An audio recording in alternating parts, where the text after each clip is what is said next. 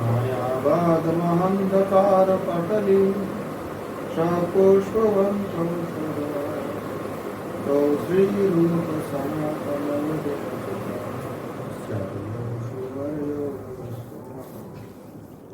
अद्वैता प्रकटीकृतो नरहरि प्रेषः स्वरूपो प्रिय नित्यानन्द सकल सनातन रति श्रीरूपहृत्कीर्तन लक्ष्मी प्राणपति गदाधर रसोल्लासी जगन्नाथ भू सांग पांग सपर्षद सदयता देव सचीनंदन धूलित खेदया विशदया प्रोन्मील दामोदया शाम्य शास्त्र विवादया रसदया चीत्यार्पितोन्मादया शाश्वत भक्ति विनोदया समदया माधुर्य मर्यादया श्री चैतन्य दया निधे तव दया भूयादमन्दोदया।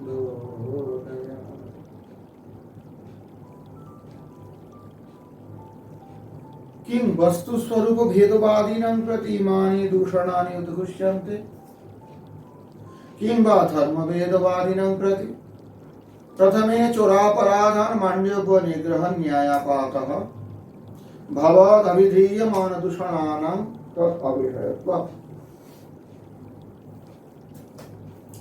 हम चर्चा कर रहे थे जो द्वैतवाद के प्रतिपक्ष में अद्वैतवाद जो युक्ति दिखा रहे कि प्रत्यक्ष से भेद का प्रत्यक्षीकरण भेद का प्रत्यक्षीकरण नहीं हो सकता।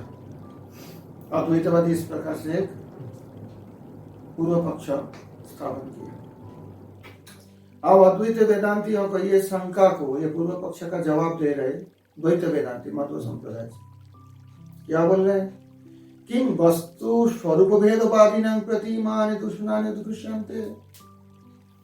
क्या वस्तु स्वरूप में भेद मानने वाले में क्या के प्रति ये दूषण दिए जा रहे हैं अथवा धर्म भेदवादी के प्रति किंबा धर्म भेदवादिनां प्रति।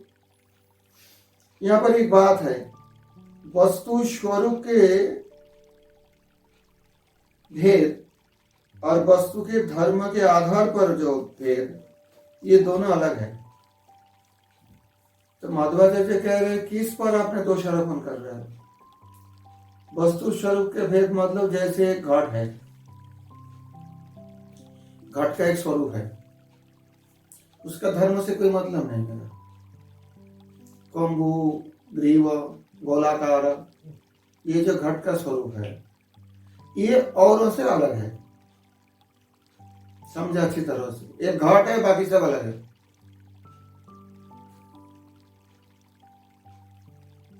यह है वस्तु स्वरूप भेद घट का स्वरूप में भेद है औरों से भेद है।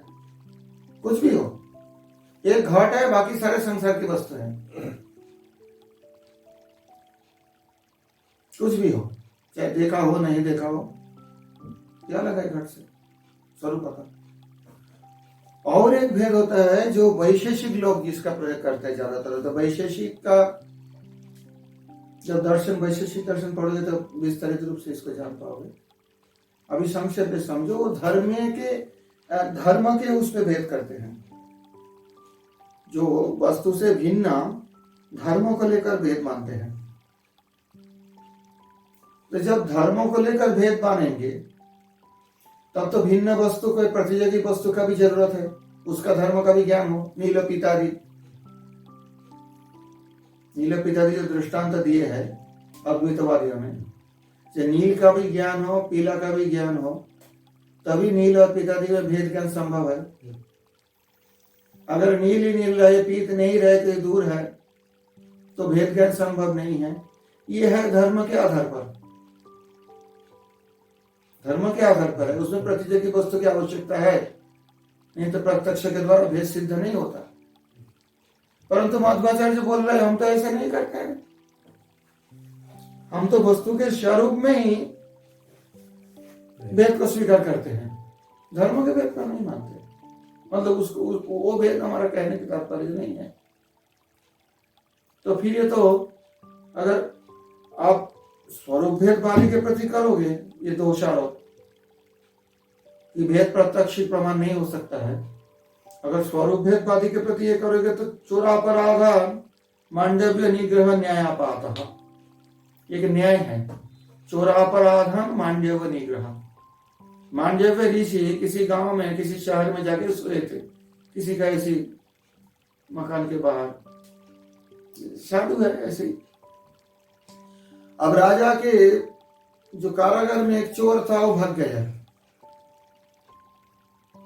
राजा के कारागार में जो चोर था वो भाग गया। दूसरे दिन उस चोर का मृत्यु दंड होना था।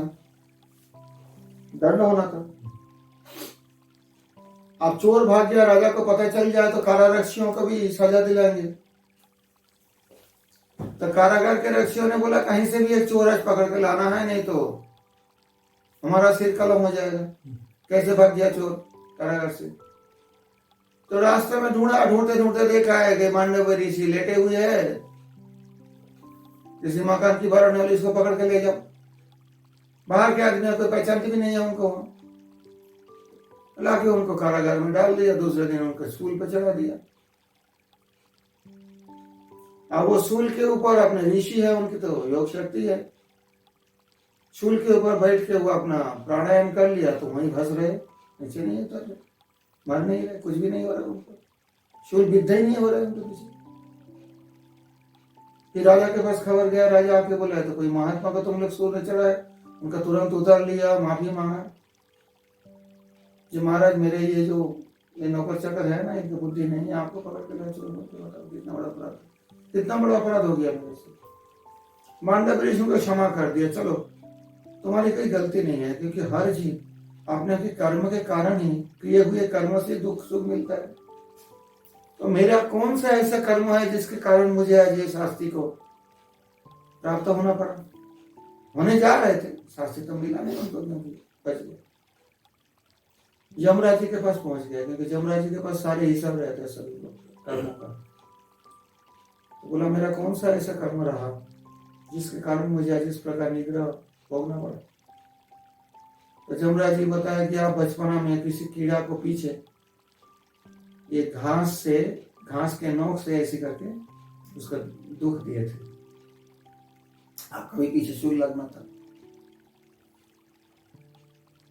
तो मांडव्य ऋषि बोला देखो मैं उस समय बिल्कुल बच्चा था, अबोध शिशु, ये जो पाप है, ये इतना बड़ा अपराध है, ऐसी कोई बात तो है ही नहीं। इस समय बचपना में तो ऐसा अबोध शिशु ने कुछ कर दिया और उसके कारण मुझे इतना बड़ा शास्ति भोगना पड़ेगा। तुम्हारा विचार ठीक नहीं है, तुम यहाँ रहने लायक नहीं हो, तुम शूद्र बन जाओ। तो फिर उसी श्राप से उसी यमराज ने 100 साल तक शूद्रता भोग किया विदुर जी के रूप में। व्यासदेव जी से जन्म लिए है धृतराष्ट्र के दासी के घर में, और विदुर के रूप में 100 साल उसी श्राप को भोगना पड़ा शूद्र बनकर। लेकिन तब से यमराज ने एक नियम बना दिया, आज से अनजान से किए अज्ञाता से किए हुए पाप को कर्म को सजा नहीं भोगना पड़ेगा, ऐसा कुछ नियम बना दिए। तो ये मांडव्य चोरापराधान मांडव्य निग्रह न्यायापात कहते हैं इसको। चोरापराधान मांडव्य निग्रह, चोरी तो किया किसी ने और सजा मिल रहा किसी को। हाँ, चोरी किया किसी चोर ने और जाके मांडव्य ऋषि को सजा देने लगे, शास्त्री देने लगे।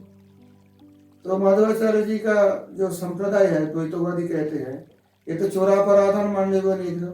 वैशेषिक लोग ऐसी भेद कहते हैं, वैशेषिक लोग जो है वैशेषिक दर्शन में इस प्रकार धर्मभेदवादी है वो लोग। उनमें तो आपको जो युक्ति है आक्षेप वो तो कार्यकरी हो सकता है, हम तो ऐसा नहीं है, हम तो वस्तु स्वरूप भेदवादी है, हम पे क्यों चढ़ा जाएंगे? तो समझ में आएगा।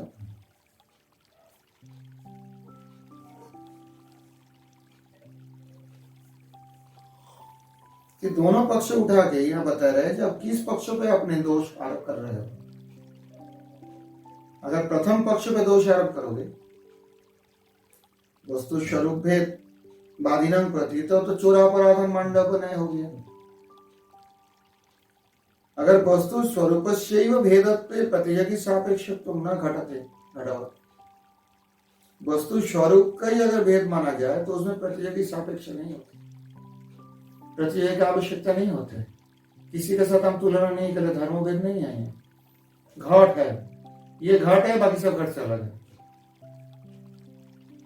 इसमें प्रतियोगी सापेक्ष क्या है?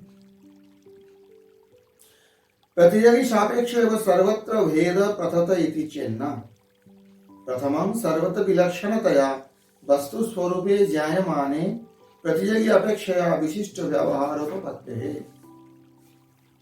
कहते हैं यदि आप वस्तु के स्वरूप को भेद मानने वाले लोगों पर यह आरोप लगा रहे हैं, जैसे मध्वाचार्य जो वस्तु के स्वरूप पर भेद मानने वाले हैं, तो ठीक नहीं कर रहे हैं। जैसे चोर के अपराध से मांडव ऋषि को पकड़कर दंड दिया गया, तो वो तो अलग बात है, तो मैंने विस्तार किया मांडव ऋषि के जो। अब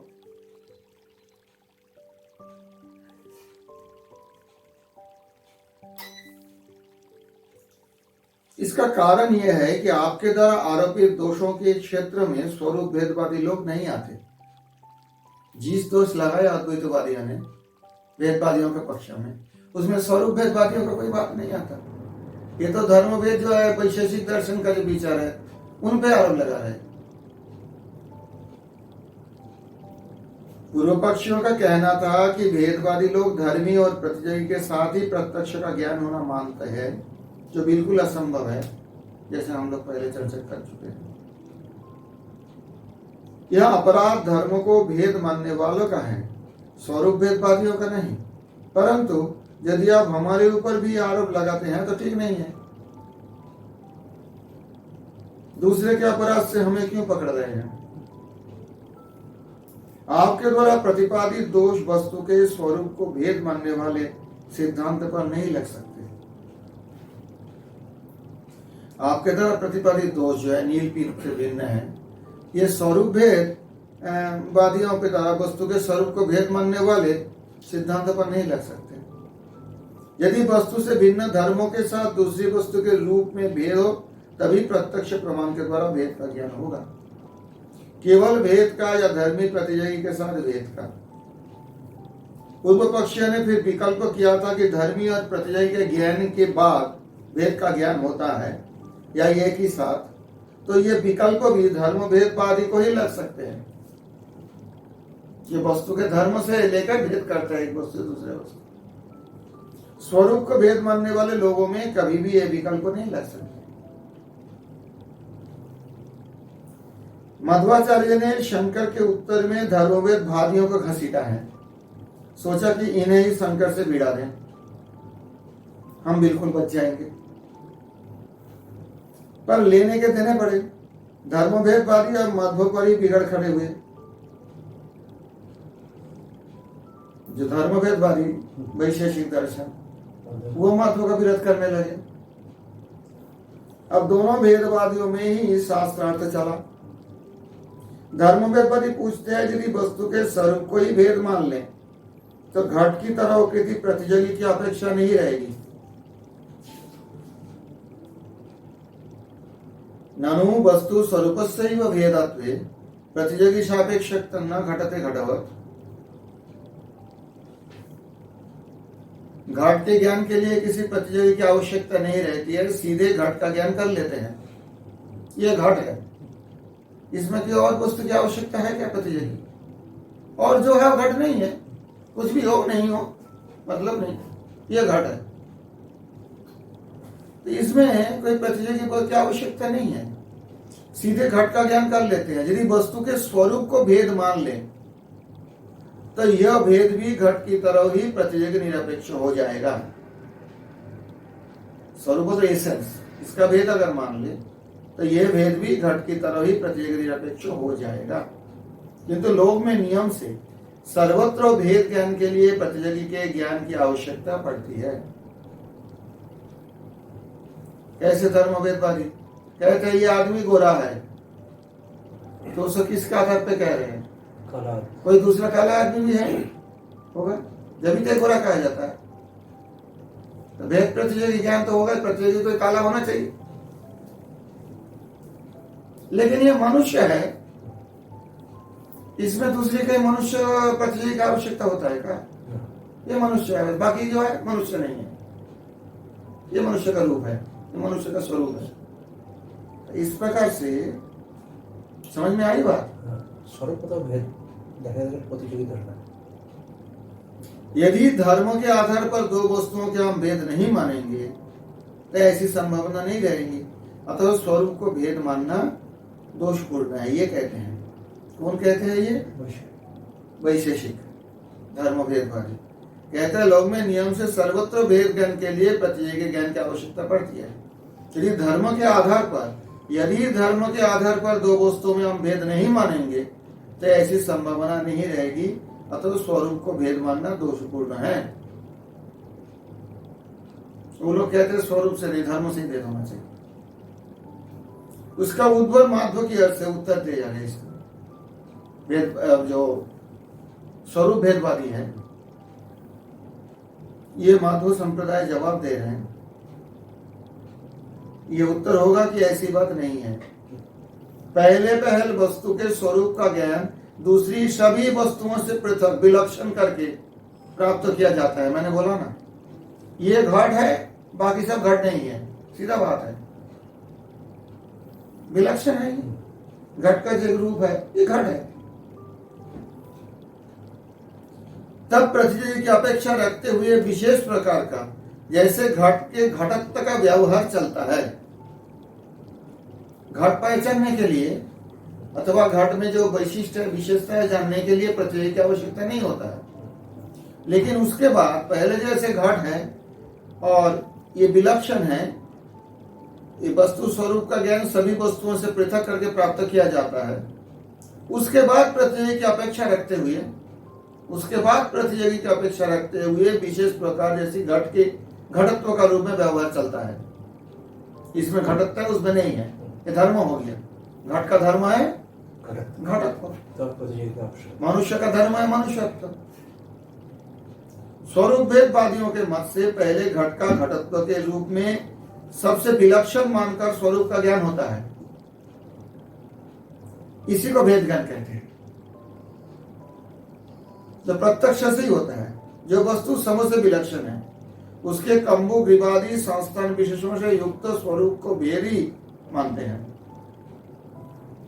तो प्रतियोगियों का अनुसंधान करके घटपट से भिन्न है ऐसा व्यवहार करते हैं।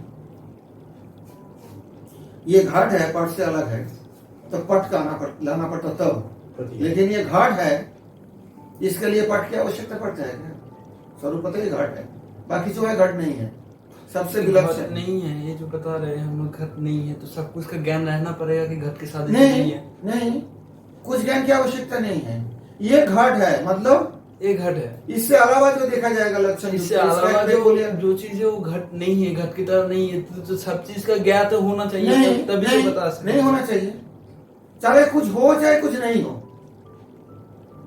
आप अब तक समझ नहीं पाए हो। पूरे संसार से मैं घट का अलग कर दिया, ये घट है, बाकी तरफ सारे संसार है, बस। इसमें क्या दूसरे क्या आवश्यकता है? वो तो नहीं, पर जब बता रहे ना, जब बता रहे घट से अन्य, मतलब और नहीं, अन्य मतलब नहीं, वो नहीं कह रहे, अन्य वस्तु नहीं कह रहे। हाँ, वही वो कह रहे घट का जो धर्म, घट का जो स्वरूप ज्ञात हो गया, मैंने बताया ना, सभी से पृथक, दूसरी सभी वस्तुओं से पृथक, विलक्षण, पेकुलियर। ये घट जो है सभी वस्तु से विलक्षण है। इसमें सभी वस्तु कोई अलग विशेषता, अलग कोई धर्म, अलग कोई स्वरूप जानने की मुझे आवश्यकता नहीं होती है। घट का जो स्वरूप है वो एक विलक्षण स्वरूप है, बस। तो इसके लिए प्रतियोगी वस्तु की आवश्यकता पड़ता है क्या? नहीं। लेकिन जब घटत्व की बात है तो घटत्व जो है ये घट में है, ये पट में नहीं है। पट में पटत्व है, तब जाके ये धर्म के आधार पर घटपट की भेद इत्यादि किया जाएगा। लेकिन माधव जी कहते हैं, हम जिसको भेद कहते हैं, जो भेद ज्ञान कहते हैं, तो उसमें सबसे विलक्षण मानकर घट को भेद ज्ञान करते हैं, ना कि दूसरी प्रतियोगी के भेद से। जो अद्वैतवादियों ने खंडन किया कि प्रतियोगी की जरूरत होगा, इसलिए प्रत्यक्ष रूप से घट का ज्ञान हो नहीं सकता। अद्वैत का तो यही कहना था, माधव का कहना था प्रत्यक्ष रूप से भेद ज्ञान होता है। अद्वैत कह रहे प्रत्यक्ष भेद ज्ञान नहीं होता है। फिर माधव कह रहे कहां भेद ज्ञान नहीं होता है? जहां धर्मी प्रतियोगी की बात है, जहां स्वरूप की बात है, वहां प्रतियोगी का क्या जरूरत है? प्रतियोगी कोई जरूरत नहीं है। प्रतियोगी समझ में आए कि युक्ति?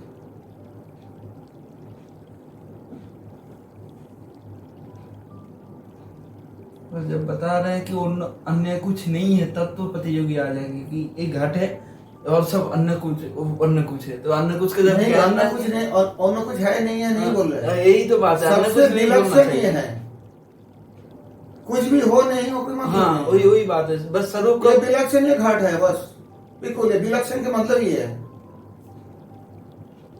ये विशेष लक्षण है इनमें, घाट है इसे कहा जाता है। ये गौ है, शासनाधिपत्यम गौतम, तो शास्त्रों बोलने से जहां पर गौतम आ गया, हाँ कोई बात है। ये गौ है, स्वरूप तो हो गया। जब गौत्व का लक्षण आएगा तब फिर दूसरे प्राणी के साथ कंपेयर होगा, शासनाधिपत्यम गौतम। इसलिए भैंस गौ नहीं है, इसलिए बकरी जो है वो गौ नहीं है, ये शास्त्र नहीं है उनमें। ये तो दूसरी बात आ तो गई। स्वरूप की बात आ जाए, धर्मी की बात। हाँ, धर्म प्रतियोगी हो गया। धर्म भेदवादी जो वैशेषिक दर्शन है उसमें धर्म भेदवादी है, धर्म से भेद करते हैं। लेकिन ये स्वरूप भेदवादी है मध्व। इसलिए मांडव चोर मांडव नया बात यह नहीं चलेगा। किया किसी ने, आप मुझ पे आरोप लगा रहे हो, हम तो धर्म भेद नहीं करते, हमें क्यों आरोप लगा रहे हो? उनको पर स्वरूप भेद करते, हम तो स्वरूप भेद देते, और वो तो प्रत्यक्ष है, उसके लिए प्रतियोगी की अपेक्षा नहीं है। तथा ही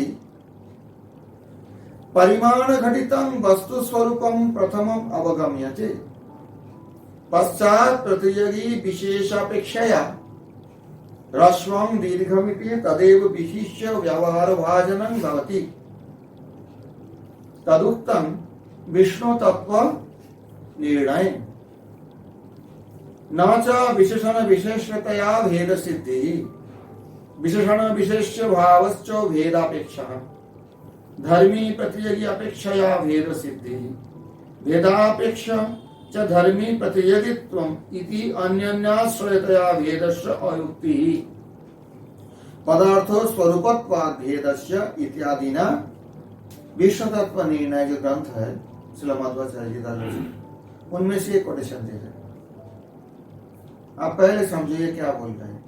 इसे जो समझे, इसे यह समझे, परिमाण डायमेंशन से विशिष्ट वस्तु स्वरूप का ज्ञान पहले हो जाता है। डायमेंशन से 3 डायमेंशन है, लंबा चौड़ा और हाइट ऊंचा। तो विशिष्ट वस्तु स्वरूप का ज्ञान पहले हो जाता है, इसके लिए कोई प्रतियोगी की आवश्यकता नहीं पड़ती। तो संपूर्ण स्पष्ट है, 3 डायमेंशनल एक वस्तु का ज्ञान हो जाता है पहले। बाद में विभिन्न प्रकार की प्रतियोगियों की अपेक्षा रखकर उसी वस्तु को छोटा बड़ा, कोई घट इससे थोड़ा हर्ष हो डायमेंशनल हिसाब से तो थोड़ा छोटा हो गया, इससे जो थोड़ा बड़ा है तो बड़ा हो गया, इत्यादि विशेषणों से विभूषित करके उसका व्यवहार करते हैं। तब उसको विशेषण लगाया जाता है ना, दूसरे प्रतियोगी अपेक्षा करके, ये उससे छोटा है, ये उसी घट से बड़ा है, इत्यादि इत्यादि प्रकार के सारे विशेषण लगाए जाते हैं। पहले किसी घट का परिमाण जान लेते हैं, यही उसका स्वरूप है और भेद भी है। फिर दूसरे घट का ज्ञान करके उसकी अपेक्षा प्रकृत घट को छोटा या बड़ा मानते हैं। समझ में आई बात? स्वरूप का व्यवहार सामान्य से दूसरे प्रतियोगी की अपेक्षा रखने पर विशिष्ट व्यवहार होता है। स्वरूप का व्यवहार सामान्य से होता है, लेकिन दूसरे प्रतियोगी की अपेक्षा रखने पर विशिष्ट व्यवहार होता है, ये बड़ा है उससे कि छोटा है, इसमें ज्यादा पानी आए कि कम पानी आए, जल, ये सब विचार तो बात है। व्यवहार से अव्यवहित पूर्वक क्षण में ही भेद ज्ञान होने का नियम नहीं है। जब हम कहते हैं घटस्व स्वरूपम, तो दोनों में भेद तो है ही। यहां तक कि घटः पटाद भिन्न भी व्याधिकरण से व्यावृत होता है और उसमें धर्म के भेद की सिद्धि नहीं होती। यह गौण व्यवहार है। यदि पदार्थ में स्वरूप भेद नहीं होता तो उसके देखने पर सभी चीजों से उसकी विलक्षणता ज्ञात नहीं होती। ये भेदवादी की युक्ति है। अगर स्वरूप भेद नहीं होते पदार्थ में तो उसको देखने पर सभी चीजों से उनकी विलक्षणता ये तो ज्ञात नहीं होती ना। अरे घट तो देखने में अलग ही है, पट तो नहीं है वो। पहले स्वरूप भेद, पहले तो स्वरूप क्या नहीं होगा ना, स्वरूप भेद तो होगा। पुनः यदि पदार्थों में स्वरूप भेद नहीं होता तो गवाय को देखने पर भी गाय खोजने वाले की प्रवृत्ति होती और गो शब्द का स्मरण होता। स्वरूप में भेद नहीं होता, गवाय नील गाय को देखने पर भी गाय खोजने वाली की प्रवृत्ति होती और गो शब्द का स्मरण होता, लेकिन ऐसा तो होता नहीं। गवाय और गो में स्वरूपता अंतर है। क्योंकि लोग स्वरूप को भेद नहीं मानते, धर्म को ही भेद मानते, गो और गवय में धर्म का अंतर है। अतः गवय मिल जाने पर भी गाय खोजते, परंतु वस्तु स्थिति ऐसी नहीं है। स्वरूप को भेद नहीं मानते, धर्म को ही भेद मानते, तो गो और गवय में धर्म का अंतर है। तो गवय मिल जाने पर भी गाय खोजते, धर्म देख के तो भेद करेंगे। और जो स्वरूप भेदवादी बोलेंगे तो गवय है, गाय नहीं है। गाय मतलब नहीं, गाय के बात भी नहीं करेंगे, गवय है, ये गवय है, नील गाय है, बस। स्वरूप को जानने से ही हो जाता है। फिर बाद में जब कोई प्रतियोगी आता है तब वहां पर स्वरूप का मतलब प्रतियोगी भेद करना पड़ता है, धर्म। इसलिए विश्व तत्व विनिर्णय, इसका लेखक आनंद तीर्थ पूर्ण प्रज्ञ मध्वाचार्य है। समय है 1170 ईस्वी, 1170 में ये ग्रंथ लिखा है, विष्णु तत्व विनिर्णय। वो भी 900 साल, लगभग 800 से ऊपर हो गया। 2020 तो 1170 जो भी हो। इसलिए विश्व तत्व निर्णय में कहा गया है विशेषण और विशेष रहने से भेद की सिद्धि नहीं होती। विशेषण और विशेष रहने से भेद की सिद्धि नहीं होती। क्यों? कारण यह है कि विशेषण और विशेष का संबंध स्वयं भेद की अपेक्षा रखती है, अनन्याश्रय दोष हो जाती है। जो स्वयं भेद से सिद्ध होता है, भेद को क्या सिद्ध करेगा? विशेषण क्या हो गया? घटत्व विशेषण घट का, पटत्व विशेषण पट का, धर्म। फल यह होगा कि धर्मी और प्रतियोगी की अपेक्षा से भेद की सिद्धि होती है तथा भेद के आधार पर धर्मी और प्रतियोगी की सिद्धि होती है। इस प्रकार अन्योन्याश्रय दोष होने से भेद ही युक्त नहीं हो सकता। विशेष से विशेषण पकड़ के अगर भेद देखोगे तो हो नहीं सकता, अन्योन्याश्रय दोष होगा। क्यों? कि धर्मी प्रतियोगी की अपेक्षा से भेद सिद्धि होती है और भेद के आधार पर धर्मी प्रतियोगी की सिद्धि होती है। गौ गवय से अलग है, समझ ले दृष्टांत। गौ और गवय दोनों अलग अलग प्राणी हैं, तो इसमें धर्मी और प्रतियोगी की अपेक्षा से भेद सिद्धि होगी। गौ भी हो गवय हो, दोनों की भेद सिद्धि होती है, धर्मी प्रतियोगी दोनों के। और भेद के आधार पर ही तीन दोनों में भेद ये होगा, धर्मी और प्रतियोगी की सिद्धि होगी। ये गवय है, ये गाय है, किससे जाना? भेद से ही तो जाना। अनन्याश्रय दोष नहीं हो गया इसमें, अनन्याश्रय दोष हो जाता है। इसलिए भेद युक्त नहीं हो सकता है। पदार्थ के स्वरूप को ही भेद कहते हैं, बस। ये मध्वाचार्य जी का निर्णय है।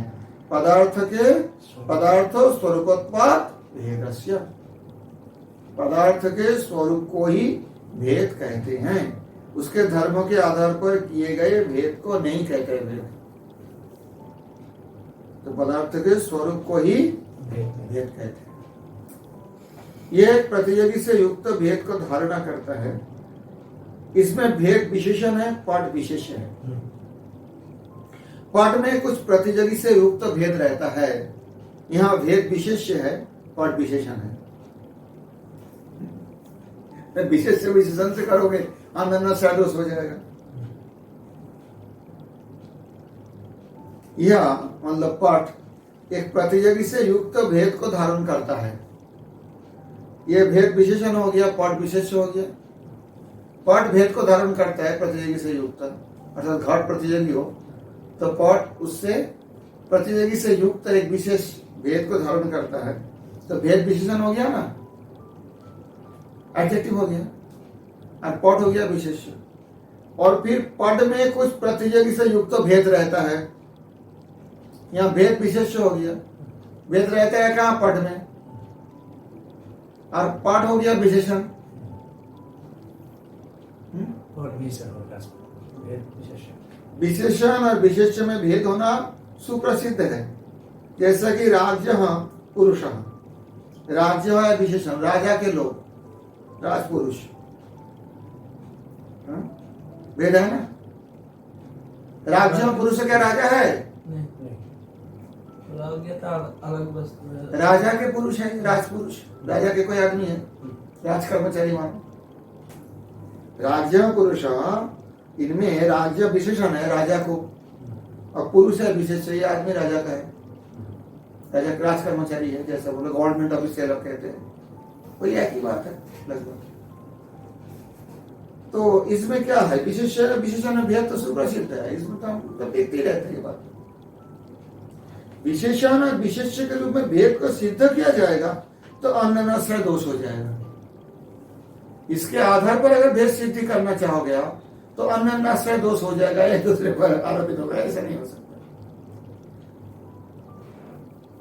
विशेषण और विशेष्य का संबंध भेद के ऊपर आधारित है। इस भेद की सिद्धि धर्मित्व और प्रतियोगित्व की प्रतीति के ऊपर निर्भर करती है। धर्मित्व और प्रतियोगित्व की प्रतीति के ऊपर, धर्मित्व और प्रतियोगित्व, धर्मित्व मतलब घटत्व हो, प्रतियोगित्व हो, पट हो, तो दोनों का प्रतीति के ऊपर, घट का भी प्रतीति होना चाहिए, पट का भी प्रतीति होना चाहिए, तब जाके ये भेद हो पाता है ना। धर्मी भेद हो सकते हैं, धर्म के भेद हो सकते हैं। हाँ, धर्मित्व और प्रतियोगित्व के प्रतीति के ऊपर निर्भर करते हैं। दूसरी ओर जब विशेषण विशेष्य की संबंध से भेद करोगे तो स्वाभाविक रूप से विशेषण विशेष्य भेद है ही है, राज्य पुरुषा में। दूसरी ओर यह प्रतीति भेद की प्रतीति के बिना संभव ही नहीं है, अतः अन्यनाश्रय दोष हो जाता है। भेद प्रतीति बिना आप घट पट कैसे भेद करोगे? दोनों प्रतीति होने पर भी भेद प्रतीति होना चाहिए ना। तो घट और पट के दोनों के प्रतीति पर भेद प्रतीति कर रहा है, भेद प्रतीति पर इन्होंने भेद कर रहा है, तो अन्यनाश्रय दोष हो जाता है। इसलिए पदार्थों के स्वरूप को ही भेद कहते हैं, ये मध्वाचार्य जी का स्पष्ट सिद्धांत है। वैशेषिक को खंडन कर दिया। हाँ, वैशेषिक तो खंडन किया, सभी ने किया, ऐसी बात नहीं। वेदांत पढ़ोगे तो सब वैशेषिक मत खंडन है, न्याय मत खंडन है, दूसरे अध्याय में तो खंडन ही खंडन है। दूसरे अध्याय का काम ही है सब खंडन करके ब्रह्म प्रतिपादन किया गया, ब्रह्म प्रतिपादन किया गया। इस प्रकार भेद युक्त पट या पट में भेद, इनमें विशेषण विशेष्य के रूप में जो भेद का प्रतीति होती है वो भेद की सिद्धि करने में युक्त नहीं है। भेद युक्त पट है या पट में भेद है? क्या बोलोगे? भेद युक्त पट बोलोगे तो पट हो गया विशेष्य, भेद हो गया उसका एडजेक्टिव विशेषण, और पट में भेद बोलोगे तो यहाँ पर हो गया भेद हो गया यहाँ पर विशेष्य, और पट में है भेद इसलिए पट हो गया विशेषण। तो ये सिद्धि करने में ऐसा तो होता नहीं, विशेषण विशेष्य के उसमें कैसे। फिर भेद है किस रूप में?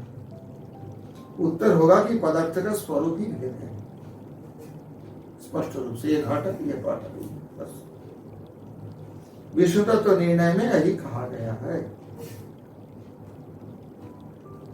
विष्णु तत्व में भगवत सम्मेलन ने निर्णय किया है मेरे पास वो ग्रंथ है, मैंने लाया हूँ गुरु से। पढ़ना चाहो तो पढ़ सकते हो। विष्णु तत्व मध्वाचार्य के प्रसिद्ध ग्रंथ है।